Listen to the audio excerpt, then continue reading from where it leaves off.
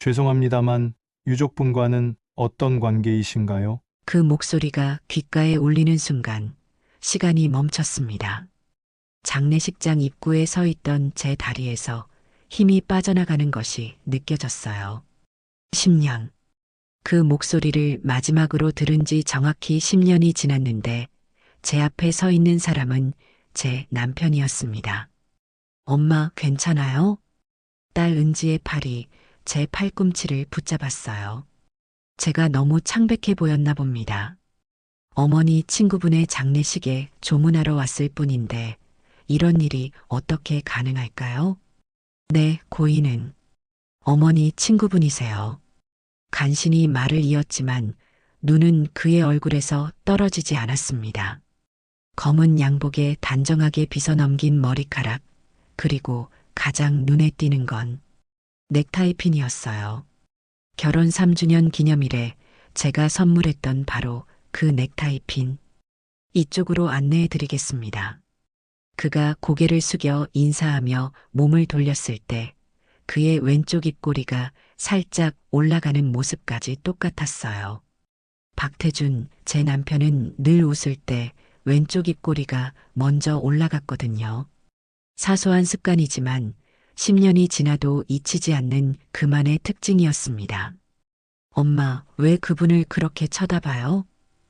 은지가 속삭였어요. 대답할 수 없었습니다. 어떻게 설명해야 할까요? 16살 딸에게 방금 죽은 줄 알았던 아버지를 봤다고 말하는 건 제 정신이 아니라고 생각할 테니까요. 장례식장 의자에 앉아 있는 내내 시선은 그에게 고정되어 있었습니다. 빈소 앞에서 상주를 맡아 조문객들을 맞이하는 그 사람. 명패에는 조은석이라고 적혀 있었지만 제 눈에는 박태준, 10년 전 산악사고로 실종되어 사망 신고된 제 남편이었습니다. 실례지만 옆자리에 앉은 노년의 여성께 조심스레 물었습니다. 저기 상주로 계신 분은 누구신가요? 아, 조은석 선생님 말씀하시는 거죠? 이 장례식장 지도사예요. 가장 가까운 지인이라 상주를 맡았대요. 장례 지도사? 제 남편은 건축 설계사였는데 10년이면 사람이 바뀌기에 충분한 시간일까요? 하지만 그 눈빛, 미소, 걸음걸이까지 너무 똑같았습니다. 엄마, 저 화장실 좀 다녀올게요. 은지가 자리에서 일어나자 저도 따라 일어났습니다. 나도 잠깐 나갈게. 곧 돌아올게. 복도에 나오자마자 깊은 숨을 몰아쉬었습니다. 심장이 너무 빨리 뛰어 숨이 턱에 차올랐어요. 휴대폰을 꺼내 갤러리를 열었습니다. 오래된 사진 폴더 속 남편과 함께 찍은 마지막 사진을 찾아냈어요. 8년 전 인터넷 백업에서 복원한 사진이라 화질이 좋지 않았지만 그의 얼굴은 선명했습니다. 휴대폰 화면과 복도 저편에 서 있는 조은석을 번갈아 보며 저는 확신이 들었습니다. 같은 사람이에요. 어떻게 이런 일이 가능할까요? 그가 제 시선을 느꼈는지 이쪽을 바라보았습니다. 우리 눈이 마주쳤지만 그의 눈에는 아무런 인식도 없었어요. 낯선 조문객을 바라보는 공손한 표정뿐이었습니다. 심장이 쿵쾅거리는 소리가 귓가에 울렸습니다. 어지러움이 밀려왔지만 용기를 내어 그에게 다가갔어요. 저기, 혹시 목소리가 떨렸습니다. 우리 전에 만난 적 있나요? 그는 잠시 생각하는 듯 보였습니다. 가까이서 보니 더욱 확신이 들었어요. 눈가의 작은 주름까지 똑같았습니다. 죄송합니다만 기억이 나지 않네요. 혹시 다른 장례식에서 뵌 적이 있을까요? 그 순간 그의 오른손이 넥타이를 만지는 모습이 눈에 들어왔어요. 엄지와 검지로 넥타이 매듭을 살짝 조이는 동작. 태준이 항상 하던 습관 그대로였습니다. 아, 네, 그런 것 같아요. 죄송합니다. 황급히 물러나와 화장실로 향했습니다. 거울 앞에 선 제 얼굴은 창백했고 손은 떨리고 있었어요. 차가운 물을 틀어 손을 적시고 얼굴에 가져다 대었습니다. 정신 차려, 윤미선. 남편은 10년 전에 사망했어. 그냥 닮은 사람일 뿐이야. 하지만 마음 한구석에서는 확신이 자라고 있었습니다. 그는 박태준이 맞아요. 제 남편이 맞습니다. 그런데 왜 나를 알아보지 못하는 걸까요? 왜 다른 이름으로 살고 있는 걸까요? 화장실에서 나오자 은지가 기다리고 있었습니다. 엄마, 정말 안색이 안 좋아요. 집에 갈까요? 고개를 저었습니다. 아니, 끝까지 있어야지. 그런데 은지야. 잠시 망설이다 딸의 팔을 잡았습니다. 저기 장례 지도사분. 아빠를 닮지 않았니? 은지는 의아한 표정으로 그를 바라보았습니다. 그녀는 아버지를 기억하지 못해요. 6살 때 아버지를 잃었으니까요. 사진으로만 봤을 뿐입니다. 글쎄요. 비슷한 것 같기도 해요. 하지만 아빠는 사진으로만 봐서 다시 자리로 돌아가는 길, 비가 내리기 시작했습니다. 창밖으로 보이는 빗방울이 유리창을 타고 흐르는 모습이 10년 전 그날과 겹쳐 보였습니다. 남편이 산에 간다며 집을 나선 날도 이렇게 비가 내렸었지요. 장례식이 끝나고 마지막 조문객들이 빠져나갈 때까지 저는 그를 지켜보았습니다. 그의 모든 움직임, 표정, 말투가 박태준 그대로였습니다. 믿기지 않았지만 제 남편이 맞았습니다. 조문을 마치고 나오는 길 결심했습니다. 진실을 알아내야 했어요. 10년간 죽은 줄로만 알았던 남편이 왜 다른 이름으로 살고 있는지, 왜 나를 알아보지 못하는지. 은지야, 내일 잠시 이 장례식장에 다시 와도 될까? 왜요, 엄마? 빗속에 서서 장례식장 간판을 올려다보았습니다. 평안 장례식장. 아이러니하게도 제 마음은 평안과는 거리가 멀었습니다. 확인할 게 있어서. 그는 나를 알아보지 못했습니다. 하지만 나는 그를 알아봤습니다. 내 남편이었으니까요. 어젯밤 단 1시간도 잠들지 못했습니다. 천장을 바라보며 온갖 가능성을 따져보았지만 결론은 하나였어요. 그 남자는 제 남편 박태준이 맞습니다. 죽었다고 생각했던 10년 전 산에서 실종된 남편이 맞습니다. 엄마, 아침 먹어요. 은지가 학교 가방을 메고 주방에 들어섰어요. 언제 이렇게 컸나 싶을 정도로 어른스러운 딸의 모습에 마음이 아려왔습니다. 아빠 없이 자랐는데 만약 그 사람이 정말 아빠라면. 은지야, 오늘 장례식장에 다시 가볼 거야. 은지가 빵을 씹다 멈추었습니다. 그 장례 지도사 때문인가요? 정말 아빠라고 생각하세요? 말문이 막혔습니다. 어떻게 설명해야 할까요? 딸마저 제가 미쳤다고 생각할까 두려웠어요. 그냥 확인하고 싶어서 같이 갈게요. 은지가 단호하게 말했어요. 학교 끝나고 바로 갈게요. 기다려요. 평안 장례식장에 다시 도착했을 때는 오후 4시가 막 지나고 있었습니다. 비가 그치고 햇살이 드문드문 비치는 오후였지만 마음은 여전히 흐렸어요. 어떻게 할 거예요? 은지가 물었어요. 일단 그분이 여기서 일하는지 확인해 보자. 안내 데스크에 다가가 물었습니다. 저 혹시 조은석 선생님 계신가요? 네, 잠시만요. 안내원이 내선 전화를 걸더니 2층 사무실에 계십니다. 손님 찾아오셨어요. 라고 말했습니다. 기다리는 5분이 5시간처럼 느껴졌어요. 심장이 목구멍까지 올라온 듯 했습니다. 저와 은지는 로비의 소파에 나란히 앉아 침묵 속에 기다렸어요. 그때 엘리베이터 문이 열리고 그가 나타났습니다.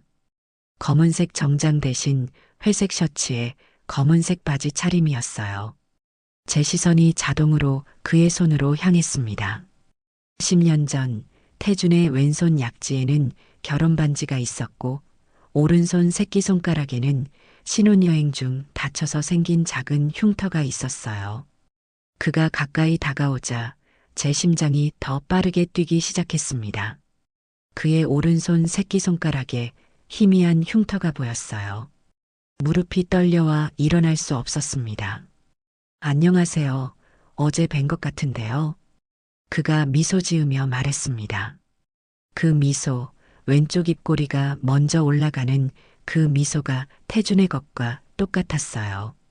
네, 어제 어머니 친구분 장례식에서 뵀어요. 목소리가 떨렸습니다.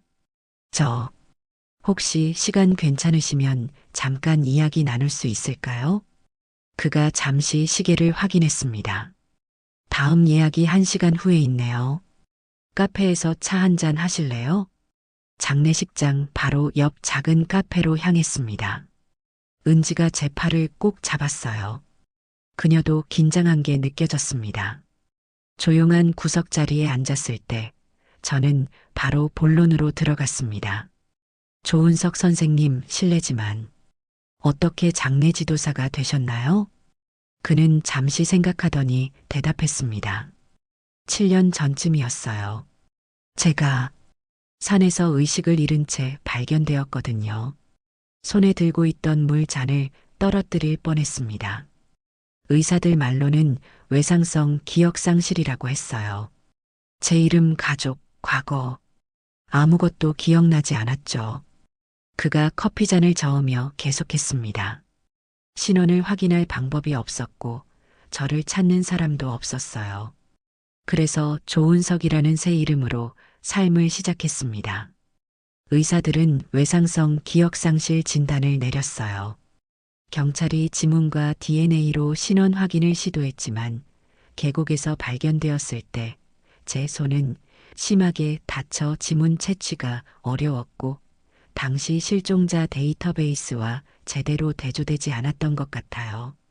결국 무연고자로 등록되어 사회복지시설에 머물게 되었죠. 태준이 커피를 한 모금 마시고 계속했습니다. 그곳에서 자원봉사자로 오신 장례식장 사장님을 만났어요. 그분도 젊었을 때 사고로 가족을 잃으셨다고 하더군요. 제가 조용히 다른 사람들의 이야기를 들어주는 모습을 보시고 관심을 가지셨대요. 복지재단을 통해 조은석이라는 이름의 임시 신분을 받게 도와주셨고 장례식장에서 일할 기회도 주셨습니다. 사람들의 마지막 길을 배웅하는 일이 저에게 이상하게 위로가 되었어요. 마치 제가 잃어버린 무언가를 찾는 것 같았거든요. 그가 무의식적으로 커피를 저을 때 시계 반대 방향으로 3번, 시계 방향으로 2번 젓는 모습을 보았습니다. 태준이 항상 그렇게 했어요. 너무나 특이한 습관이라 놀리기도 했었는데. 그런데 왜 장례 지도사가 되셨어요? 은지가 조심스럽게 물었습니다. 그는 딸을 바라보며 부드럽게 미소 지었습니다. 묘하게도 장례식을 치르는 일이 저에게 위로가 되었어요. 마치 제가 잃어버린 무언가를 찾는 것 같았거든요. 은지의 얼굴을 바라보는 그의 눈빛에 무언가 특별한 것이 있었습니다. 인식은 없지만 본능적인 애정 같은 것이 느껴졌어요. 혹시 목이 마르고 심장이 빠르게 뛰었지만 물어야 했습니다. 혹시 박태준이라는 이름이 기억나세요? 그의 표정이 변했습니다. 눈썹이 살짝 찌푸려지더니 고개를 저었어요. 아니요, 처음 듣는 이름입니다. 제게 중요한 사람인가요? 아니, 그냥 말을 더듬었습니다. 갑자기 휴대폰을 꺼내 옛날 가족 사진을 보여주고 싶은 충동이 일었지만 참았어요. 너무 갑작스러운 충격을 주고 싶지 않았습니다. 대신 다른 질문을 했습니다. 산에서 발견되셨다고 하셨죠? 어느 산이었나요? 설악산이요. 백담사 근처 계곡에서요. 정확히 태준이 실종된 곳이었습니다. 가슴이 쿵 내려앉았어요. 이상한 질문들을 해서 죄송해요. 억지로 미소를 지었습니다. 그냥 누군가를 많이 닮으셔서요. 그가 커피를 마저 마시며 말했습니다. 많이 들어요. 평범한 얼굴이라 그런가 봐요. 그때 그의 팔목이 셔츠 소매 아래로 보였습니다. 왼쪽 팔목에 작은 점이 3개 삼각형 모양으로 있었어요. 태준의 점과 똑같은 위치였습니다. 카페를 나오며 제 결심은 더욱 굳어졌어요. 그는 박태준이 맞습니다. 어떻게 된 일인지, 왜 기억을 잃었는지 알아내야 했습니다. 엄마, 정말 아빠 같아요? 돌아오는 택시 안에서 은지가 조용히 물었습니다. 한숨을 내쉬었습니다. 그래, 거의 확신해. 하지만 그분은 기억을 잃은 것 같아. 우리가 누군지, 자신이 누구인지 모르는 것 같아. 그럼 어떡할 거예요? 아빠라고 말할 거예요? 창밖으로 지나가는 풍경을 바라보았습니다. 비가 다시 내리기 시작했어요.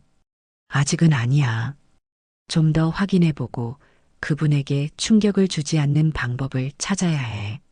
집에 도착한 후 다락방으로 올라가 오래된 상자를 꺼냈습니다. 태준 유품이라고 적힌 상자였어요. 10년간 거의 열지 않았던 상자를 조심스럽게 열었습니다. 그 안에는 태준의 지갑, 열쇠고리, 마지막으로 쓴 일기장이 있었어요. 일기장을 펼치니 마지막 페이지에 희미하게 적힌 글이 눈에 들어왔습니다.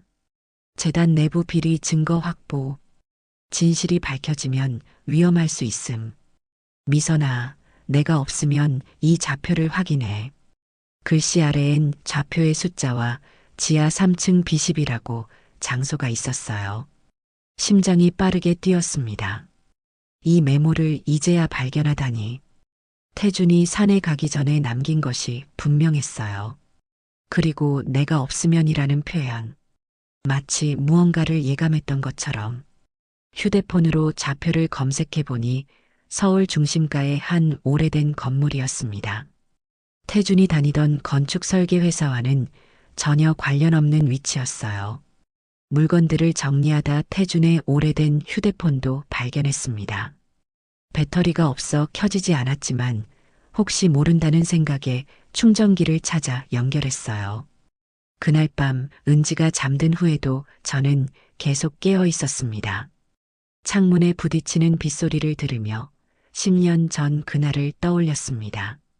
태준이 중요한 일이 있어서 설악산에 간다고 했던 날, 그리고 그 후 3일 뒤 경찰의 연락을 받았던 순간, 산에서 발견된 배낭과 등산화가 남편분의 것이 맞습니까? 다음 날 현장에 가보니 계곡 아래 깊은 곳에서 그의 물건들이 발견되었지만 시신은 찾지 못했다고 했습니다. 한 달간의 수색 끝에 경찰은 계곡에 떨어져 급류에 휩쓸려 갔을 가능성이 높다며 수색을 종료했고 저는 결국 사망 신고를 해야 했습니다. 그런데 그가 살아있었다니. 그것도 기억을 잃은 채로. 무슨 일이 있었던 걸까요? 태준의 휴대폰이 마침내 켜졌습니다. 잠금 화면이 나타났고 비밀번호를 입력했습니다. 우리 결혼 기념일. 화면이 열렸습니다. 마지막 통화 기록을 확인하니 실종 당일 오전에 누군가와 3번의 통화를 했더군요. 번호는 저장되어 있지 않았습니다. 문자 메시지함에는 증거 확보했습니다. 약속대로 만나죠. 라는 마지막 보낸 메시지가 있었어요. 갑자기 모든 것이 이상하게 느껴졌습니다. 태준의 실종은 단순한 산악사고가 아니었던 걸까요? 그가 기억을 잃고 조은석으로 살게 된 이유와 관련이 있을까요? 창문 밖으로 여전히 비가 내리고 있었습니다. 그 빗소리 속에서 결심했어요. 내일은 태준이 남긴 좌표로 가볼 겁니다. 그리고 진실을 찾아낼 겁니다. 내 남편이 은지의 아버지가 10년간 왜 죽은 사람으로 살아야 했는지, 휴대폰으로 조은석 선생님의 사진을 몰래 찍어둔 것을 다시 보았습니다. 그리고 태준의 옛 사진과 나란히 놓았어요. 똑같았습니다. 같은 사람이 맞아요. 기다려요, 태준 씨. 이번에는 당신을 찾아낼 거예요. 빗방울이 차창을 타고 흘러내리는 모습을 멍하니 바라봤습니다. 태준이 남긴 좌표를 따라 도착한 곳은 서울 도심의 낡은 사무실 건물이었어요.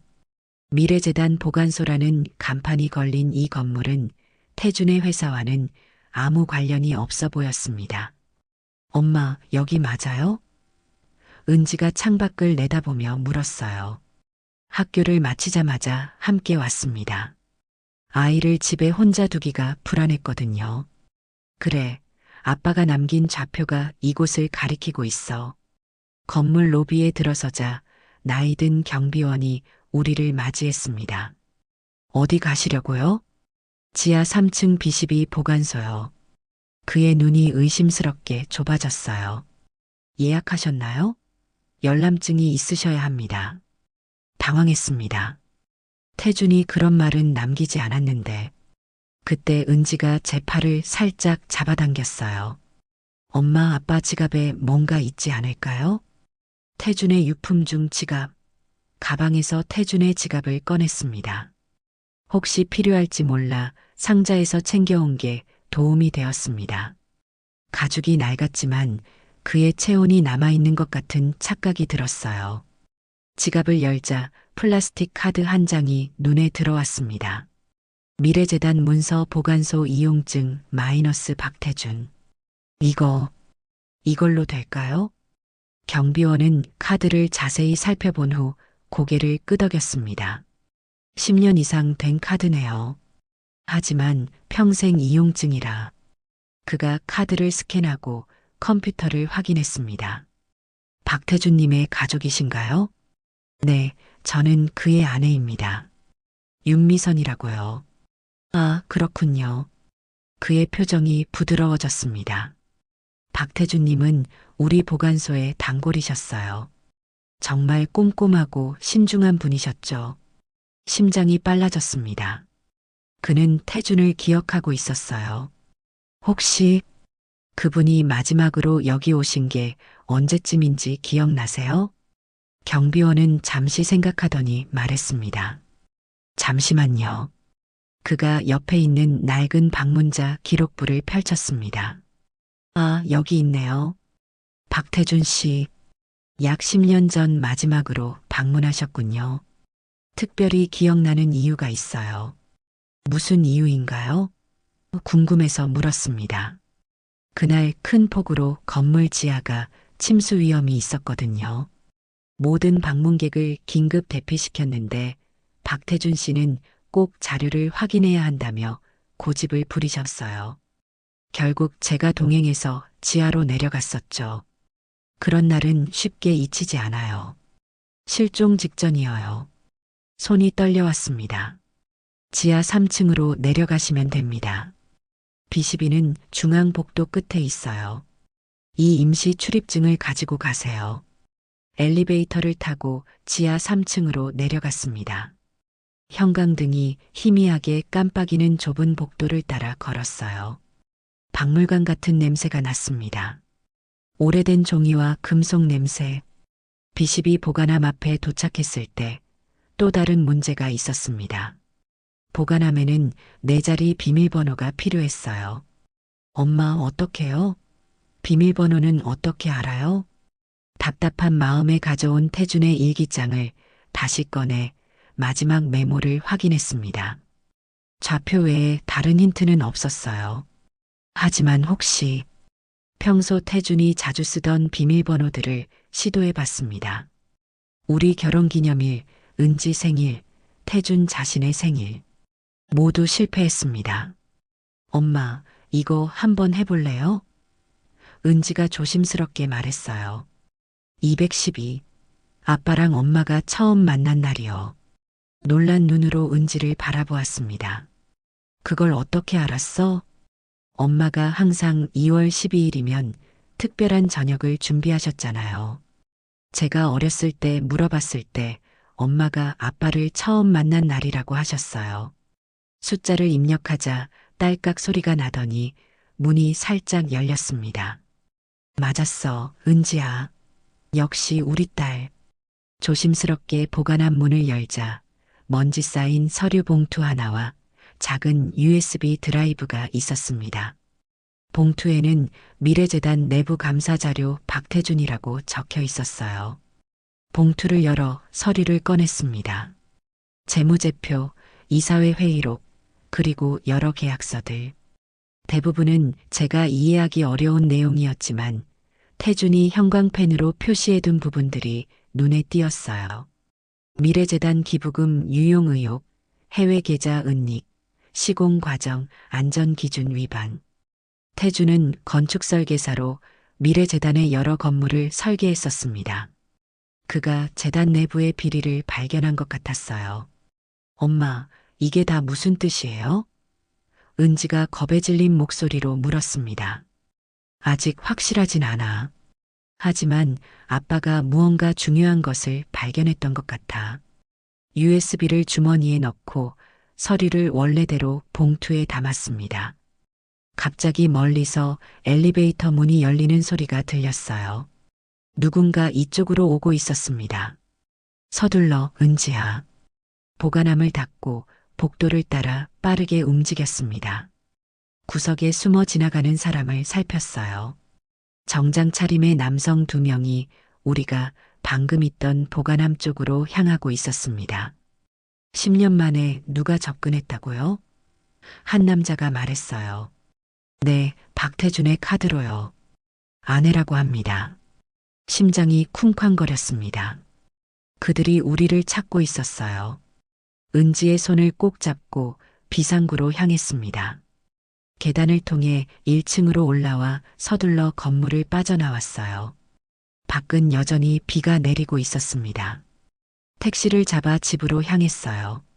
내내 뒤를 돌아보며 누가 따라오지 않는지 확인했습니다. 집에 도착하자마자 문을 잠그고 커튼을 쳤습니다. 은지는 겁에 질려 있었어요. 엄마, 무서워요. 무슨 일이 일어나고 있는 거예요? 아이를 안아주었습니다. 걱정 마, 은지야. 엄마가 지켜줄게. 이제 조금씩 진실이 밝혀지고 있어. USB를 노트북에 연결했습니다. 그 안에는 수십 개의 파일과 폴더가 있었어요. 대부분 문서와 재무 자료였지만 마지막 폴더에는 미선이라는 이름이 붙어 있었습니다. 떨리는 손으로 폴더를 열었습니다. 안에는 동영상 파일 하나만 있었어요. 제목은 단순히 미선에게였습니다. 파일을 실행하자 화면에 태준의 얼굴이 나타났습니다. 10년 전의 얼굴. 피곤해 보였지만 분명히 살아있었어요. 목소리가 들리자 눈물이 왈칵 쏟아졌습니다. 미선아, 이 영상을 보고 있다면 내게 무슨 일이 생겼다는 뜻이야. 그의 목소리는 진지했습니다. 내가 미래재단의 심각한 비리를 발견했어. 기부금 횡령, 안전기준 위반, 그리고 더 큰 문제가 있어.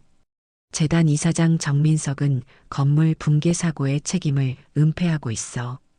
지난해 제주 리조트 붕괴로 5명이 사망한 사고, 기억나? 그건 안전기준을 무시한 결과야.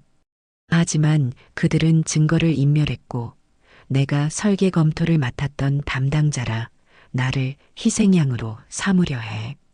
심장이 멎는 것 같았습니다. 제주 리조트 사고.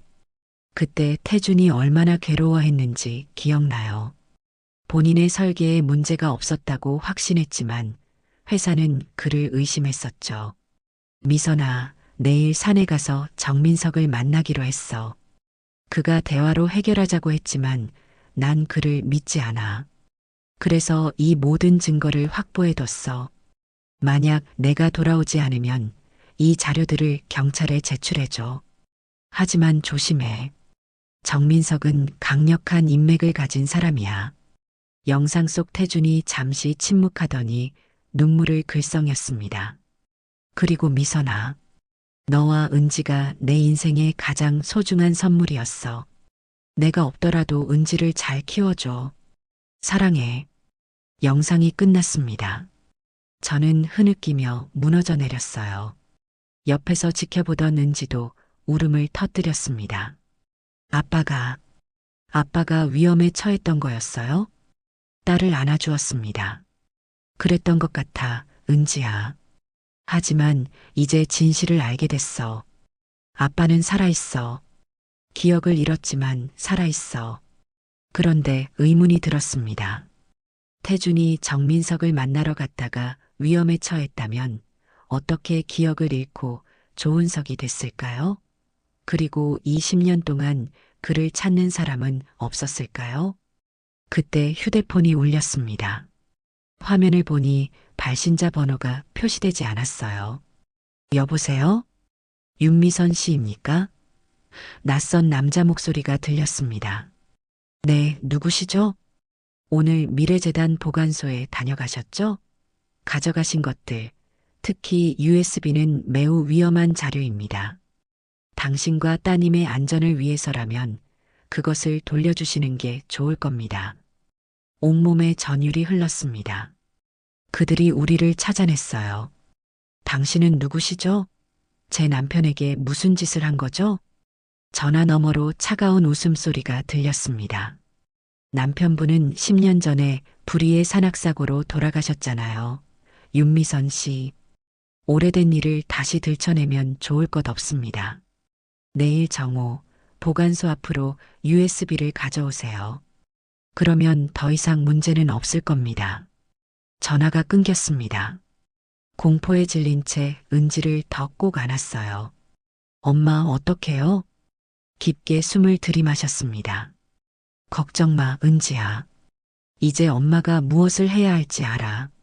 휴대폰을 다시 들고 망설이다가 저장해둔 번호를 눌렀습니다. 몇 번의 신호음 후 익숙한 목소리가 들렸어요.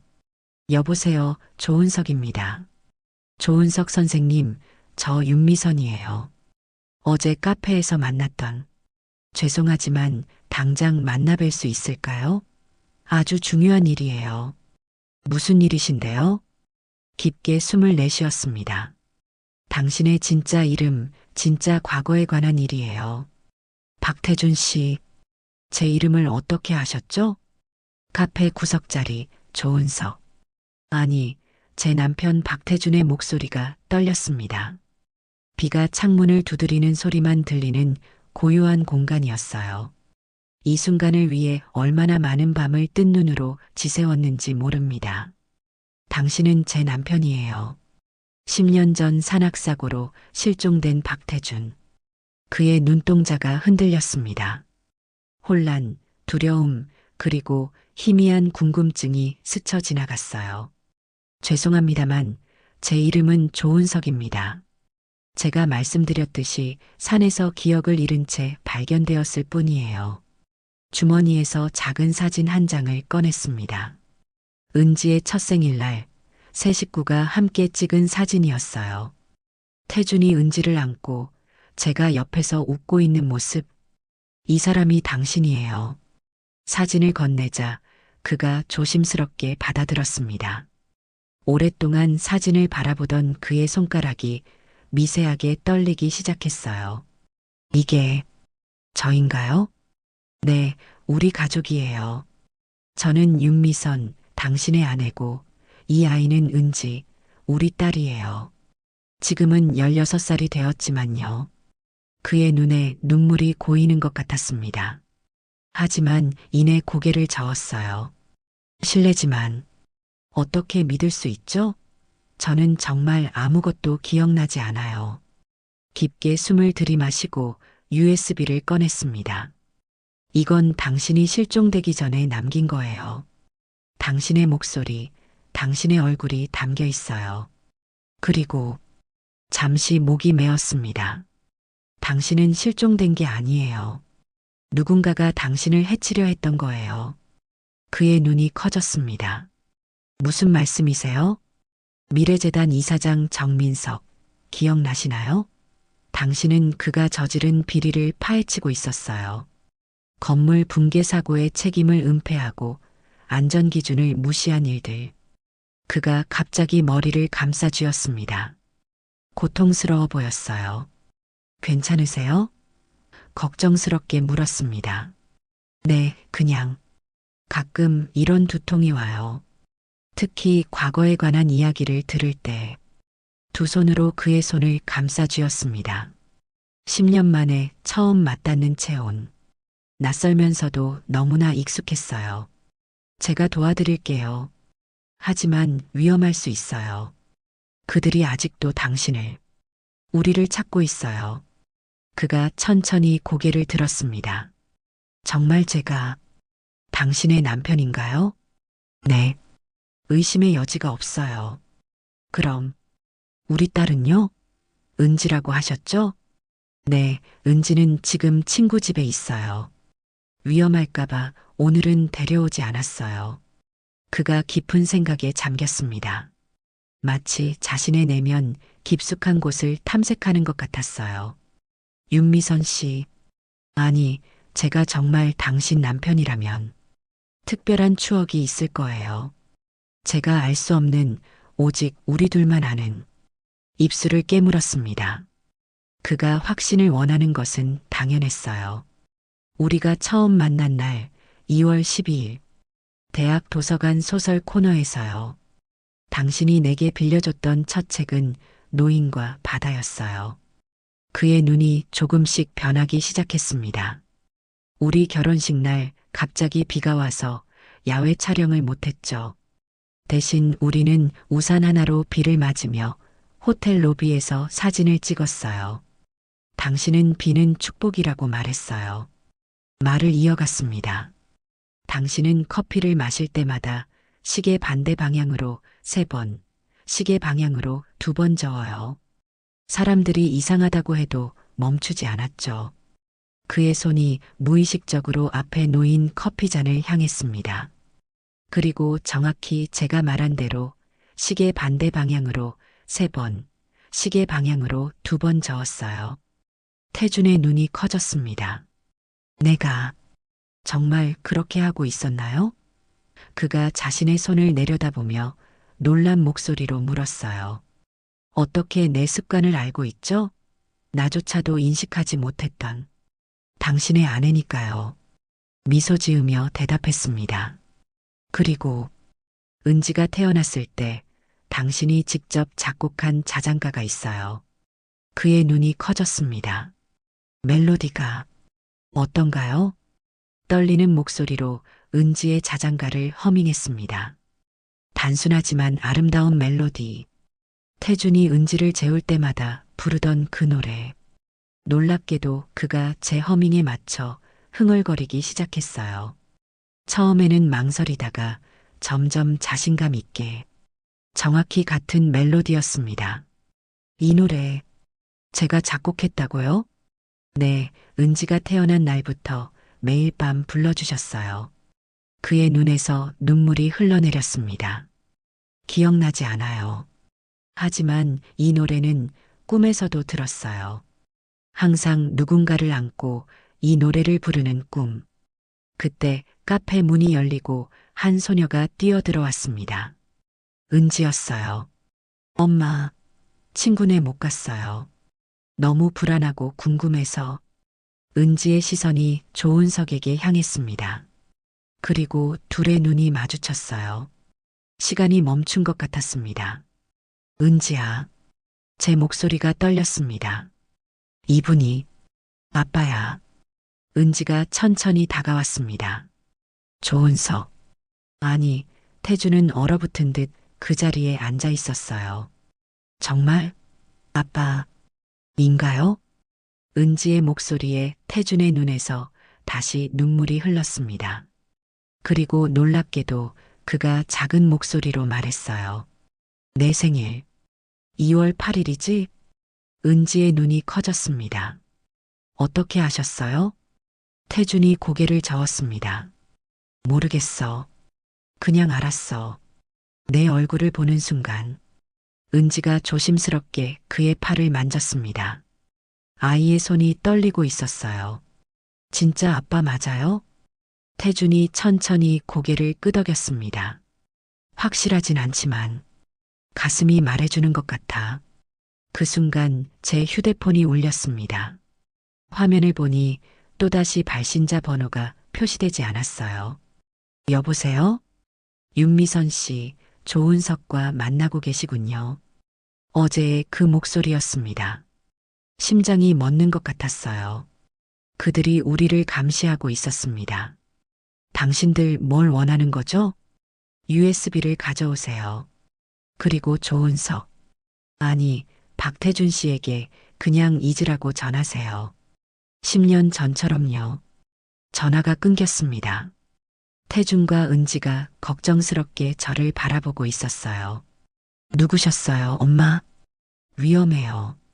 낮은 목소리로 주변을 살피며 말했습니다. 그들이 우리를 지켜보고 있어요.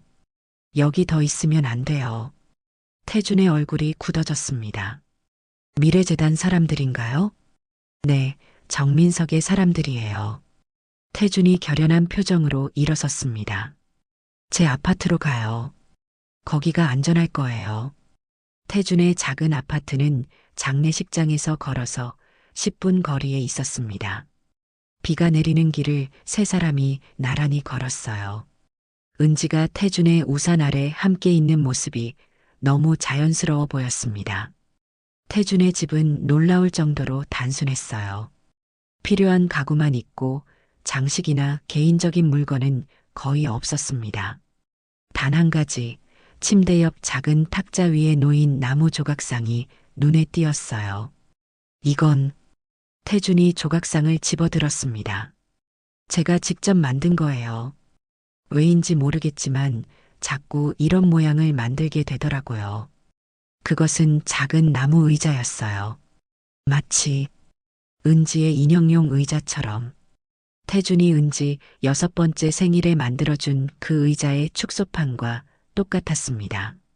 아빠가 내 생일 선물로 똑같은 의자를 만들어주셨어요. 은지의 목소리가 떨렸습니다. 그때 제 인형을 위한 거였는데. 태준의 눈이 변했습니다. 무언가 기억해내는 듯한 표정. 그가 갑자기 머리를 감싸쥐며 소파에 주저앉았어요. 괜찮으세요? 놀라서 달려갔습니다. 머릿속에 이미지들이 떠올라요. 작은 방, 분홍색 벽지, 그리고 소녀의 웃음소리. 은지의 방이었습니다. 태준이 조금씩 기억을 되찾고 있었어요. 태준이 진정된 후 제가 USB에서 발견한 진실을 모두 설명했습니다. 미래재단의 비리, 정민석의 위협, 그리고 태준이 남긴 영상까지. 그럼 내가 정민석을 만나러 산에 갔다가 태준이 중얼거렸습니다. 뭔가 일이 있었던 거예요. 어쩌면 그가 당신을 해치려 했을지도 몰라요. 하지만 왜 죽이지 않았을까요?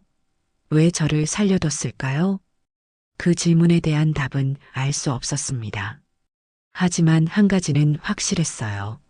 정민석은 우리가 진실을 알게 되는 것을 두려워했습니다. 밤이 깊어갔습니다. 은지는 태준의 침대에서 잠들었고 우리는 거실에 남아 이야기를 계속했어요. 내가 운영했던 건축사무소는 어떻게 됐나요? 태준이 조심스럽게 물었습니다. 당신이 사라진 후 모든 게 힘들었어요.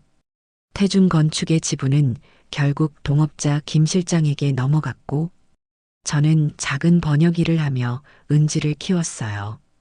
태준의 눈에 미안함이 가득했습니다. 미안해요. 내가 기억을 찾지 못해서. 그의 손을 꼭 잡았습니다. 당신 잘못이 아니에요. 그리고 이제 우리는 다시 만났어요. 그가 저를 바라보는 눈빛이 달라졌습니다. 마치 10년 전에 그 눈빛으로 돌아온 것 같았어요. 당신 눈. 처음 봤을 때부터 익숙했어요. 가슴이 떨렸지만 이유를 몰랐죠. 그가 조심스럽게 제 얼굴을 손으로 감쌌습니다. 그 손길에 모든 세월이 무너지는 것 같았어요. 미선아. 10년 만에 들은 제 이름. 그의 입에서 나오는 제 이름은 달랐습니다. 그때 창밖에서 자동차 헤드라이트가 비쳤어요. 검은 세단이 건물 앞에 멈춰 섰습니다. 누구지? 태준이 창가로 다가갔습니다. 아래층에서 2명의 남자가 내리는 것이 보였어요. 정장 차림, 아까 보관소에서 본 그 남자들이었습니다. 그들이에요. 정민석의 사람들. 태준의 표정이 단호해졌습니다. 서둘러요. 은지를 깨워요. 여기 머물 수 없어요. 어디로 갈 수 있죠? 태준이 잠시 생각하더니 말했습니다. 한 곳이 있어요. 기억은 없지만 늘 중요할 때 가고 싶은 곳이 있었어요. 설악산 백담사 근처의 작은 산장. 왠지 그곳이 안전하다는 느낌이 들어요. 그의 말에 가슴이 떨렸습니다. 그곳은 우리의 신혼여행 장소였어요. 태준이 기억하진 못해도 그의 몸은 기억하고 있었습니다. 좋아요, 가죠. 은지를 깨워 급히 짐을 챙겼습니다. 태준은 작은 배낭에 몇 가지 필수품만 넣었어요. 그리고 그가 작은 나무 의자 조각상을 조심스럽게 감싸 가방에 넣는 모습이 눈에 띄었습니다. 뒷문으로 빠져나와 골목길을 통해 건물을 빠져나갔습니다. 비는 계속 내리고 있었지만 이제 그 빗소리가 두렵지 않았어요. 태준이 작은 중고차를 가리켰습니다. 제 차예요. 타세요. 세 사람이 차에 올라타자 태준이 시동을 걸었습니다. 그리고 출발하기 전 백미러로 저를 바라보았어요. 미선아, 정말 날 믿어도 될까? 내가 아직 완전히 기억을 되찾지 못했는데 당신은 우리 가족이에요. 우린 함께 이 모든 것을 해결할 거예요. 태준의 눈에 결의가 차올랐습니다. 그리고 그가 천천히 말했어요. 윤미선, 그리고 은지. 내 기억이 모두 돌아오진 않았지만 이건 확실해. 너희는 내 가족이고 이번엔 지키고 말 거야. 차가 어둠 속으로 달려나갔습니다. 뒤에서는 정민석의 사람들이 쫓아올 테지만 앞으로는 진실과 새로운 시작이 기다리고 있었습니다. 설악산으로 향하는 길은 끝없이 이어지는 것 같았습니다. 새벽녘 비는 잦아들었지만 안개가 짙게 깔린 산길이 불안하게 느껴졌어요. 백미러로 뒤를 자주 살피는 태준의 모습에서 긴장감이 전해졌습니다. 아직도 쫓아오고 있을까요? 조용히 물었습니다. 모르겠어요. 하지만 정민석은 쉽게 포기하지 않을 거예요. 뒷좌석에서 은지가 깊이 잠들어 있었습니다. 아이의 평화로운 숨소리가 차 안을 채웠어요. 창백한 새벽빛이 그녀의 얼굴을 비추는 모습이 태준의 어린 시절과 너무 닮았습니다. 은지가 당신을 많이 닮았어요. 미소 지으며 말했습니다. 태준이 백미러로 딸을 바라보았습니다. 그의 눈에 알 수 없는 감정이 스쳐 지나갔어요. 눈매가 제 어머니를 닮았네요. 그 말에 놀라 그를 바라보았습니다. 기억나시나요? 당신 어머니를요? 그가 혼란스러운 표정으로 고개를 저었습니다. 아니요, 그냥 말이 저절로 나왔어요. 기억이라기보다는 느낌에 가깝죠. 당신 어머니는 은지가 2살 때 돌아가셨어요. 하지만 항상 은지가 외할머니보다 당신 어머니를 더 닮았다고 하셨죠. 산길이 점점 가팔라졌습니다. 태준이 운전에 집중하면서도 이야기를 이어갔어요. 산장은 백담사에서 3km 떨어진 곳에 있어요. 조용하고 한적한 곳이라 아마 안전할 거예요. 그곳에 어떻게 알게 됐어요? 제가 기억을 잃고 불황자처럼 헤맬 때 이상하게도 발길이 저절로 그곳을 향했어요. 어디로 가는지도 모른 채 버스를 타고 걷고 그러다 문득 설악산 근처의 오래된 산장 앞에 서 있더군요. 가슴이 아려왔습니다. 그 산장은 우리의 신혼여행 장소였고 이후에도 종종 찾았던 특별한 공간이었습니다. 태준이 의식적으로는 기억하지 못해도 그의 본능은 그곳을 찾아갔던 거예요. 태준은 잠시 말을 멈추고 창밖을 바라보았습니다. 완전히 버려진 곳이었어요. 문은 부서져 있었고 먼지와 거미줄이 가득했죠. 나중에 마을 사람들에게 물어보니 20년 전에 지어졌다가 폐업한 민박집이라고 하더군요.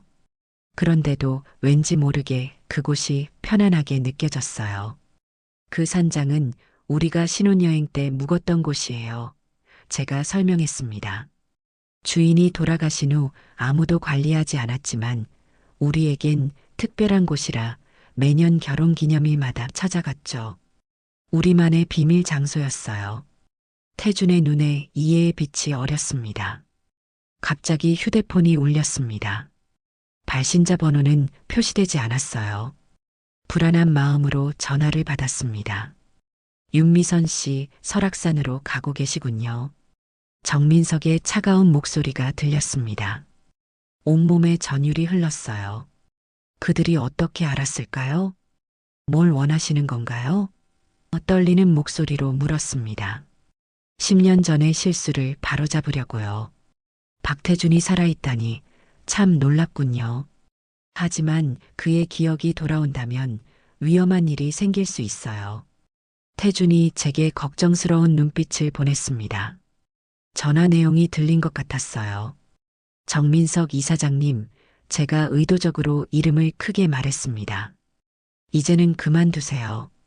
모든 증거가 있어요. 당신이 제주 리조트 붕괴 사고의 책임을 태준에게 덮어씌우려 했다는 것도요.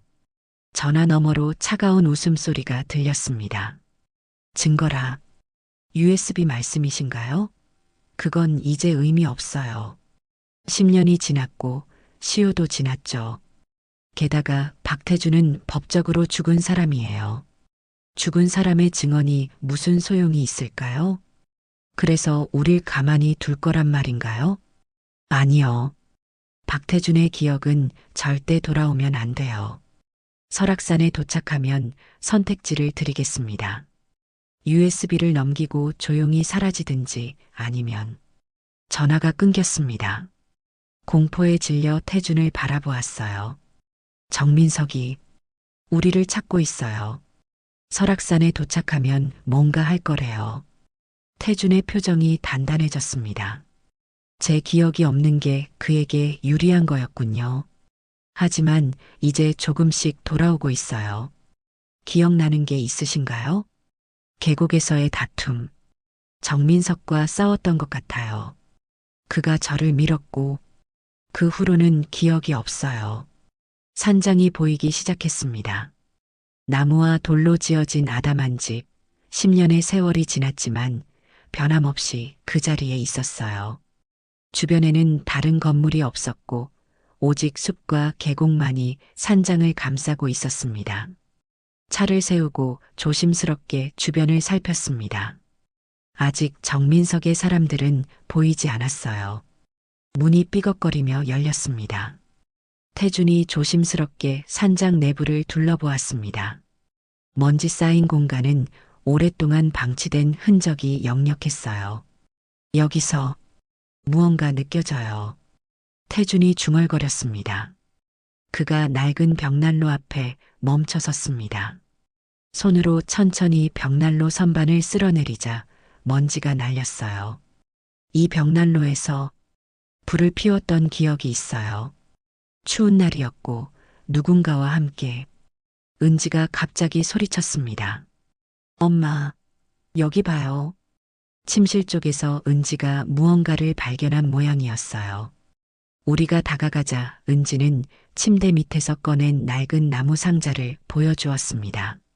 이거 열려요. 상자 안에는 아무것도 없었지만 바닥에 작게 새겨진 글씨가 보였습니다. 티러브엠 2월 12일. 태준의 눈이 그 글씨에 고정되었습니다. T와 M. 그리고 2월 12일. 그가 천천히 말했어요. 우리 이니셜이에요. 태준과 미선. 2월 12일은 우리가 처음 만난 날이죠. 떨리는 목소리로 설명했습니다. 이 상자는 첫 결혼 기념일에 당신이 직접 만들어준 거예요. 은지가 태어나기 전. 잃어버린 줄 알았더니 결혼 기념일 때 여기에 가져다 놓고 잊고 있었나 봐요. 태준이 상자를 손에 쥐고 있는데 갑자기 그의 얼굴이 변했습니다. 그가 머리를 감싸 쥐며 무릎을 꿇었어요. 아파요.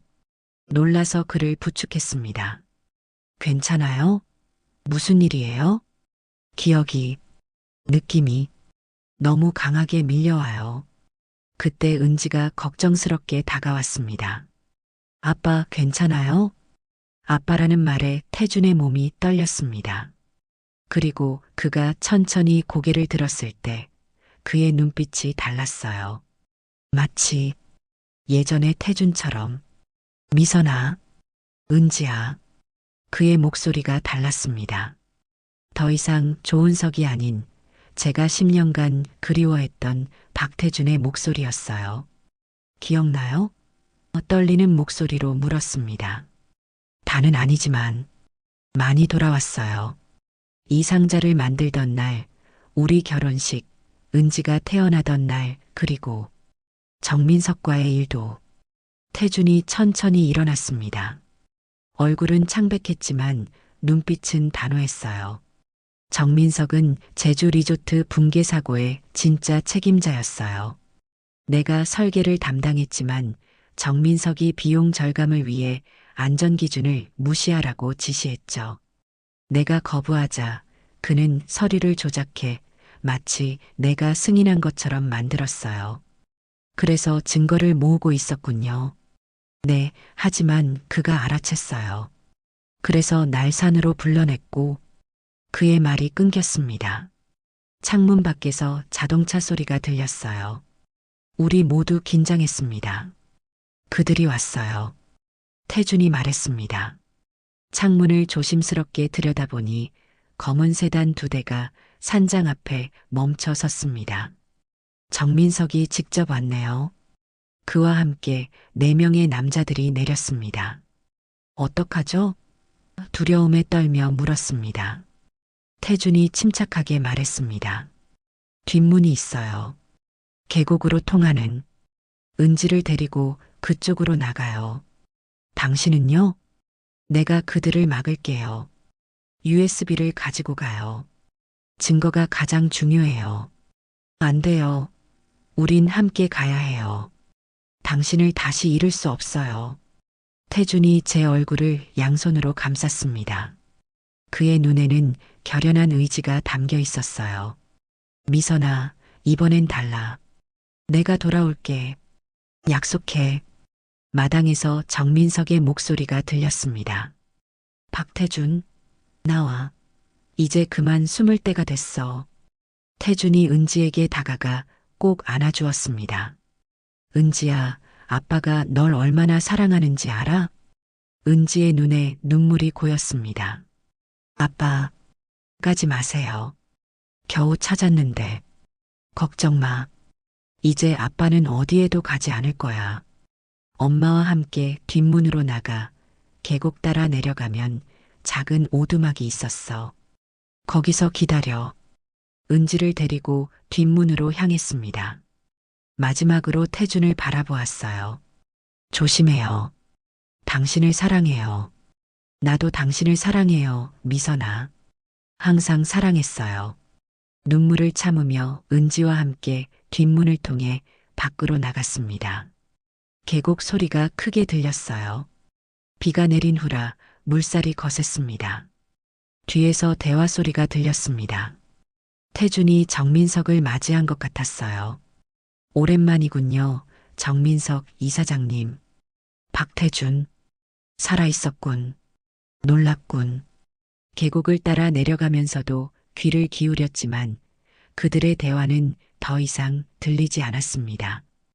은지의 손을 꼭 잡고 태준이 말한 오두막을 찾아 내려갔어요. 갑자기 산장 쪽에서 큰 소리가 들렸습니다. 충돌음이었어요. 놀라 뒤를 돌아보았지만 산장은 나무들에 가려 보이지 않았습니다. 태준 씨, 걱정스럽게 중얼거렸습니다. 엄마, 아빠 괜찮을까요? 은지가 무서워하며 물었어요. 괜찮을 거야, 은지야. 아빠는 강해. 하지만 제 가슴은 불안으로 가득 찼습니다.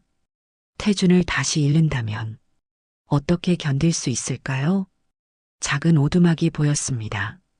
오두막 안으로 들어가 문을 걸어 잠갔어요. 이제 어떡해요, 엄마? 은지가 떨리는 목소리로 물었습니다. 아빠를 기다려야 해. 그리고 말을 마치기도 전에 오두막 문을 두드리는 소리가 들렸습니다. 심장이 멎는 것 같았어요. 정민석의 사람들이 우리를 찾아낸 걸까요? 윤미선 씨? 은지야? 나야. 태준의 목소리였습니다. 서둘러 문을 열자 태준이 서 있었어요. 옷은 흙과 먼지로 더럽혀져 있었고 얼굴에 작은 상처도 있었지만 살아 있었습니다. 그를 꼭 안았습니다. 괜찮아요? 무슨 일이 있었어요? 태준의 옷은 찢어져 있었고 이마에는 작은 상처가 있었습니다. 그가 숨을 깊게 들이마시고 설명했어요. 정민석과 대면했어요. 그 순간 모든 기억이 돌아왔죠. 10년 전 그날 설악산에서 정민석이 저를 계곡으로 밀어 넣었던 순간까지요. 그래서 어떻게 된 거예요? 정민석이 저를 없애려고 했지만 난 탁자를 엎고 도망쳤어요. 도망치면서 정민석의 자백이 담긴 대화를 녹음했죠. 태주는 주머니에서 휴대폰을 꺼냈습니다. 산장으로 오기 전 저는 이미 경찰 지인에게 연락해둔 상태였어요. 경찰서 강형사인데 장례식장에서 종종 만나던 사람이에요. 내가 누군지 알게 된 후로 과거 실종 사건에 대해 이야기를 나눴거든요. 태준이 휴대폰 화면을 보여주었습니다. 통화 기록에는 강형사라는 이름이 있었어요. 녹음 파일을 보내고 위치를 알려줬어요. 형사님이 특수팀과 함께 출동 중이라고 했죠. 밖에서 자동차 엔진 소리가 들렸습니다. 그들이 찾아온 것 같아요. 태준이 창문을 조심스럽게 들여다보며 말했습니다. 은지를 감싸 안으며 긴장했지만 태준의 표정이 곧 풀어졌어요. 경찰이에요. 정민석의 차는 길목에서 이미 저지된 것 같아요. 창밖으로 경찰차 사이렌 소리가 선명하게 들렸습니다. 오두막 문을 두드리는 소리와 함께 경찰입니다. 라는 외침이 들렸어요. 문을 열자 경찰관들이 들어왔고 그중 한 명이 태준에게 다가왔습니다. 박태준 씨, 강형사입니다. 정민석은 이미 체포되었습니다. 녹음 파일 덕분에 혐의를 부인할 수 없을 겁니다. 태준이 은지에게 다가가 안아주었습니다. 은지야, 아빠가 돌아왔어. 이제 어디에도 가지 않을게. 우리 세 사람은 서로를 껴안았습니다. 마침내 악몽 같은 시간이 끝나가고 있었어요. 창밖으로 비가 또다시 내리기 시작했습니다.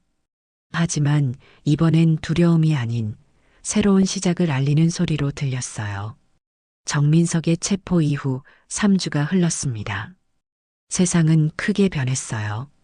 뉴스에서는 10년 만에 밝혀진 미래재단 비리라는 헤드라인이 연일 보도되었고 정민석은 기소되었습니다. 하지만 우리 가족에게 가장 큰 변화는 태준의 완전한 귀환이었습니다. 오늘은 법원에 가는 날이었어요. 태준의 사망 취소와 법적 신분 회복을 위한 재판이 열리는 날입니다. 넥타이가 비뚤어졌네요. 거울 앞에 선 태준의 넥타이를 바로잡아 주었습니다. 10년 만에 다시 하는 일상적인 행동이 마치 꿈처럼 느껴졌어요. 긴장되나요? 그의 눈을 바라보며 물었습니다. 조금요. 법적으로 죽은 사람에서 다시 살아있는 사람이 되는 일이 흔치는 않으니까요. 태준의 기억은 거의 완전히 돌아왔습니다. 가끔 공백이 있긴 했지만 대부분의 중요한 순간들은 기억해냈어요. 특히 우리 가족에 관한 기억들은 선명했습니다. 아빠, 준비됐어요? 은지가 방에 들어왔습니다. 교복 대신 단정한 원피스를 입은 모습이 어른스러워 보였어요. 그래, 은지야. 오늘 학교 안 가도 괜찮아? 당연하죠. 아빠가 법적으로 부활하는 순간을 놓칠 순 없잖아요. 태준이 웃으며 은지의 머리를 쓰다듬었습니다. 이런 일상적인 모습이 얼마나 그리웠는지 모릅니다. 법원은 생각보다 복잡하지 않았습니다. 태준의 신원 확인을 위한 DNA 검사 결과와 의학적 소견서, 그리고 설악산에서의 사건에 대한 경찰 조사 보고서가 증거로 제출되었습니다. 판사가 선고를 내릴 때 제 손은 태준의 손을 꼭 잡고 있었어요. 본 법원은 박태준 씨의 사망 신고를 취소하고 법적 신분을 회복함을 판결합니다. 그 순간 태준의 눈에서 눈물이 흘렀습니다. 그는 10년 만에 공식적으로 살아 돌아온 사람이 된 것입니다. 법원을 나오는 길, 주변 기자들의 카메라 플래시가 터졌습니다. 태준의 사연은 큰 관심을 받았지만 우리는 서둘러 차로 향했어요. 어디로 갈까요? 운전석에 앉은 태준이 물었습니다. 잠시 생각하다가 말했어요. 우리 집으로 가요. 당신의 집으로. 태준이 놀란 듯 저를 바라보았습니다. 아직 준비가 안 됐을 것 같은데. 10년 동안 매일 당신을 기다려왔어요. 더 이상 기다리기 싫어요. 우리 집은 태준이 사라진 후에도 크게 바뀌지 않았습니다. 같은 소파, 같은 식탁, 그리고 벽에 걸린 가족 사진들. 다만 10년의 세월이 지나며 은지의 성장 사진들이 추가되었을 뿐이었어요. 태준은 조심스럽게 거실을 둘러보았습니다. 그의 손가락이 가구와 물건들을 스치며 지나갔어요. 마치 기억을 확인하듯이. 모든 게 기억나요. 그가 중얼거렸습니다. 이 소파에서 은지에게 그림책을 읽어주던 것, 부엌에서 당신과 함께 요리하던 것. 은지가 자기 방으로 달려갔다가 무언가를 들고 돌아왔습니다. 작은 나무 의자였어요. 태준이 은지의 6번째 생일에 만들어준 인형용 의자. 아빠가 만들어준 거예요. 기억나요? 태준이 의자를 받아들고 오랫동안 바라보았습니다. 그의 손가락이 나무 표면의 작은 무늬를 따라갔어요. 물론이지. 노란 페인트가 부족해서 호두나무색으로 마무리했던 것도 기억나. 은지의 눈이 반짝였습니다. 맞아요. 그래서 제가 호두 의자라고 불렀어요. 사소한 기억의 조각까지 돌아온 것을 보니 가슴이 벅차올랐습니다. 태준은 정말로 완전히 돌아온 거예요. 부엌으로 가서 차를 준비했습니다. 3개의 머그컵에 녹차를 따르는데 문득 10년 전의 일상이 떠올랐어요. 그때도 이렇게 가족을 위해 차를 준비했었죠. 도와드릴까요? 태준이 부엌에 들어왔습니다. 괜찮아요. 그냥 이 순간이 꿈만 같아서요. 그가 뒤에서 제 어깨를 감싸 안았습니다. 그의 체온이, 숨결이, 존재 자체가 너무나 실제적이었어요. 꿈이 아니에요, 미선아. 정말로 돌아왔어요. 차를 들고 거실로 돌아와 셋이 둘러앉았습니다. 마치 시간이 10년 전으로 돌아간 것 같은 착각이 들었어요. 하지만 은지의 성장한 모습이 시간의 흐름을 알려주었습니다. 그동안 어땠어요? 조심스럽게 물었습니다. 조은석으로 살았던 세월은요? 태준이 잠시 생각에 잠겼다가 대답했어요. 외로웠어요. 뭔가 중요한 것을 잃어버린 느낌이 항상 있었죠. 제가 누구인지, 어디서 왔는지 모르는 채로 살아간다는 건 뿌리 없이 떠도는 것 같았어요. 그래도 장례 지도사라는 직업을 선택했네요. 태준이 쓸쓸하게 웃었습니다. 이상하게도 죽음을 다루는 일이 저에게 위안이 되었어요. 마치 제 자신의 일부가 죽었다는 것을 받아들이는 과정 같았달까요? 그리고 유족들의 아픔을 함께하는 게 제 내면의 상실감을 달래주는 것 같았어요. 은지가 조용히 물었습니다. 아빠, 이제 뭐가 되고 싶어요? 다시 건축가로 돌아갈 거예요? 태준이 머그잔을 손으로 감싸며 생각에 잠겼습니다. 아직 확실하진 않아. 하지만 장례 지도사로서의 경험이 내게 새로운 시각을 주었어. 어쩌면 치유를 위한 공간을 설계하는 일을 해볼 수도 있을 것 같아. 상실을 경험한 사람들을 위한 특별한 공간 말이야. 그의 말에 깊은 울림이 있었습니다. 태주는 그저 과거로 돌아가려는 것이 아니라 자신의 경험을 통해 성장하고 있었어요. 아빠, 근데 궁금한 게 있어요. 은지가 물었습니다. 왜 장례식장 상주로 있었어요? 그날 엄마가 처음 봤을 때요. 태주는 잠시 생각하더니 대답했습니다. 얼마 전에 알게 됐는데, 은지야. 내 기억은 없었지만 고인이 내 고등학교 은사님이셨대. 그분이 돌아가시기 전에 장례식장에 특별한 부탁을 하셨어. 내가 가르쳤던 제자 중에 기억을 잃은 채 이 장례식장에서 일하는 사람이 있는데 그 아이를 내 장례식 상주로 세워주세요라고. 가슴이 아려왔습니다. 태준의 은사님은 제자가 기억을 잃었다는 것을 알면서도 끝까지 그를 기억해 주셨던 거군요. 운명이었나 봐요. 제가 말했습니다. 제가 그 장례식에 가지 않았다면 우리는 다시 만나지 못했을 테니까요. 태준이 제 손을 꼭 잡았습니다. 미선아, 그날 당신을 봤을 때 심장이 이상하게 뛰었어. 아마 내 몸은 당신을 기억하고 있었나 봐. 창밖으로 비가 내리기 시작했습니다.